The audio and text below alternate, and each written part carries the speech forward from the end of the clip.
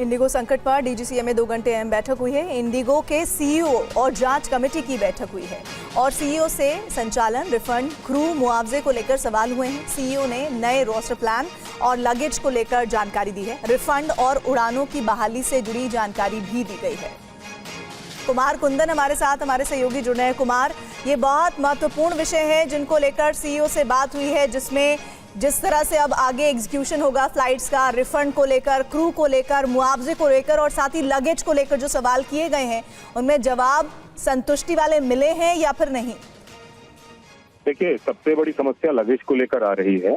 Indigo का ये कहना है कि कुछ यात्रीगण अपना लगेज के लिए जो एड्रेस दिए हैं वो गलत एड्रेस दिए।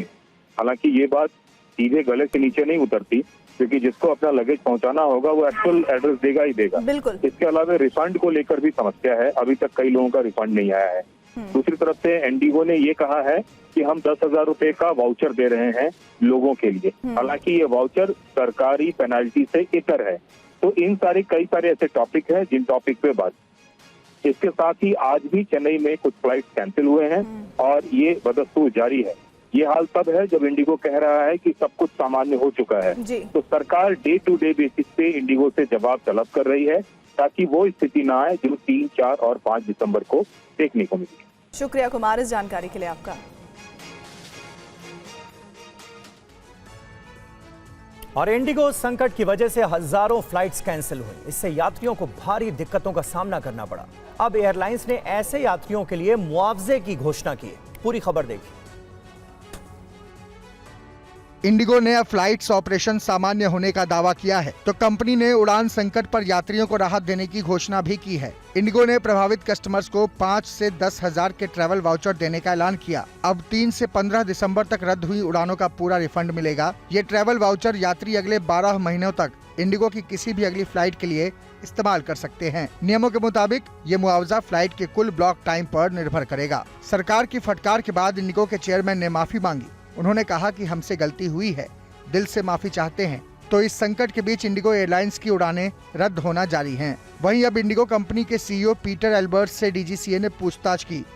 उड़ानों में बड़े स्तर पर गड़बड़ी और यात्रियों को हुई परेशानी को देखते हुए डीजीसीए ने 2 ओवरसाइट टीमों का गठन किया। एक टीम में 8 और दूसरी टीम में 2 अधिकारी रखे गए। ओवरसाइट टीम पता लगा रही है कि इंडिगो के पास कुल कितने विमान हैं और ये कितनी दूरी की उड़ान भर रहे हैं, तो कितने पायलट और क्रू मेंबर उपलब्ध हैं।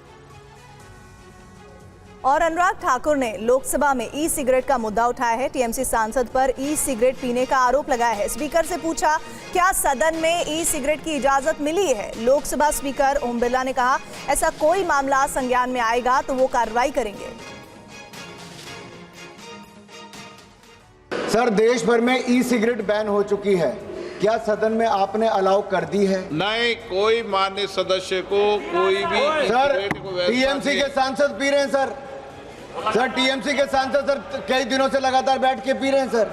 कोई भी माननीय टीएमसी के सांसद पी रहे हैं सर। चेक कर, नहीं सर, आप चेक करवाइए सर। 1 मिनट व्यवस्था दे रहा हूं। सर, सदन में अगर सिगरेट पीना अलाउ कर दिया है। 1 मिनट प्लीज। मैं सभी माननीय सदस्यों से पुनः आग्रह करता हूं, हमें संसदीय परंपराओं और संसदीय नियमों का अनुपालन करना चाहिए।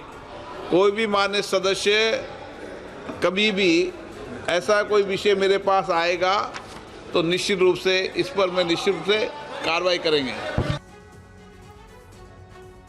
और ई सिगरेट के मुद्दे पर टीएमसी सांसद डोला सेन ने कहा कि जिनका काम इस पर नजर रखना है वो देखेंगे।